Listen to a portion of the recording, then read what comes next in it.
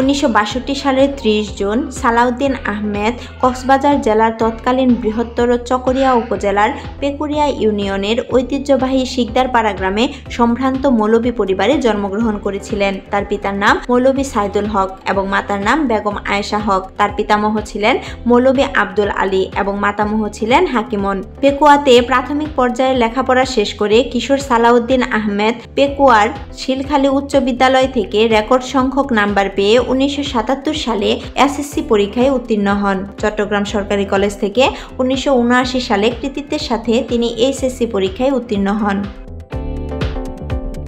ঢাকা বিশ্ববিদ্যালয়ে আইন বিভাগে ভর্তি হন 1980 সালে। তিনি ঢাকা বিশ্ববিদ্যালয় থেকে 1984 সালে এলএলবি সম্মান এবং 1986 সালে এলএলএম ডিগ্রি অর্জন করেন। বাংলাদেশ বার কাউন্সিলে আইনজীবী তালিকাভুক্তি পরীক্ষায় উত্তীর্ণ হয়ে অ্যাডভোকেট হিসেবে সনদ লাভ করেন। সপ্তম বিসিএস পরীক্ষায় 1985 সালে অংশ নিয়ে তিনি বিসিএস প্রশাসন ক্যাডারে উত্তীর্ণ হন। 1988 সালের 15 ফেব্রুয়ারি তিনি বিসিএস প্রশাসন চাকরিতে যোগদান করেন। ঢাকা বিশ্ববিদ্যালয়ে অধ্যয়নকালে তিনি জাতীয়তাবাদী ছাত্র দলের কেন্দ্রীয় নির্বাহী কমিটির সহসভাপতি সহ সফলতার সাথে আরও বিভিন্ন পদে গুরুত্বপূর্ণ দায়িত্ব পালন করেন। কিছুদিন জাতীয়তাবাদী ছাত্র দলের কেন্দ্রীয় কমিটির ভারপ্রাপ্ত সভাপতি হিসেবেও দায়িত্ব পালন করেছেন। ছাত্র দলের দায়িত্বে থাকাকালে স্বৈরাচারী সরকারের রুশানলে পড়ে গ্রেফতার হয়ে জেল খেটেছেন অনেকবার।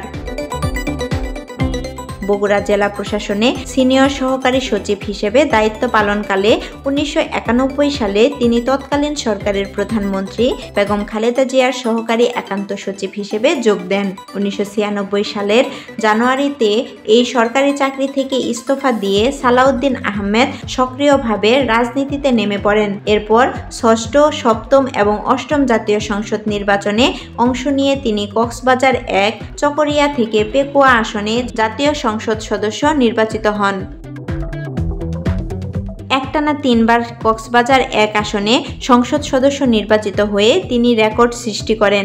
সপ্তম এবং অষ্টম জাতীয় সংসদ নির্বাচনে তিনি বিপুল ভোটের ব্যবধানে প্রতিদ্বন্দ্বী প্রার্থীকে পরাজিত করেন। অষ্টম সংসদ নির্বাচনের পর 4 দলীয় জোট দেশনেত্রী বেগম খালেদা জিয়ার নেতৃত্বে সরকার গঠন করলে সালাউদ্দিন আহমেদ 2001 সালের 10 অক্টোবর মন্ত্রিপরিষদে যোগাযোগ প্রতিমন্ত্রী নিযুক্ত হন। পাশাপাশি কক্সবাজার জেলার ইনচার্জ মিনিস্টার হিসেবেও দায়িত্ব পালন করেন। সালাউদ্দিন আহমেদই একমাত্র রাজনীতিবিদ যিনি যোগাযোগ প্রতিমন্ত্রী হয়ে স্বাধীনতাত্তর কক্সবাজার জেলা থেকে সর্বপ্রথম মন্ত্রী হয়েছেন।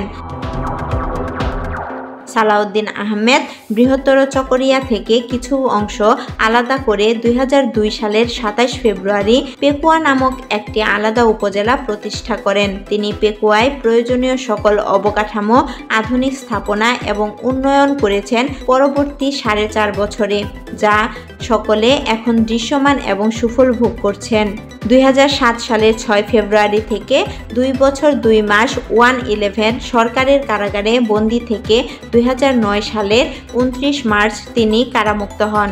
সালাউদ্দিন আহমেদ কারাগারে থাকা অবস্থায় এর মধ্যে নবম জাতীয় সংসদ নির্বাচন অনুষ্ঠিত হলে তার সহধর্মিণী অ্যাডভোকেট হাসিনা আহমেদ কক্সবাজার 1 আসনে 4 দলীয় জোটের মনোনয়ন নিয়ে প্রতিদ্বন্দ্বী প্রার্থীকে প্রায় 36,000 ভোটের ব্যবধানে পরাজিত করে সংসদ সদস্য নির্বাচিত হন।